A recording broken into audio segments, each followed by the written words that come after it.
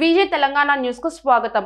Guntur Chilakaluripet highway మీద జైన్ మతస్థులు నిర్మించిన శ్రీ రాజరాజేంద్ర విహార ధామ్ ని ప్రారంభించిన రాష్ట్ర వైద్య ఆరోగ్య శాఖ మంత్రి విడుదల రజని.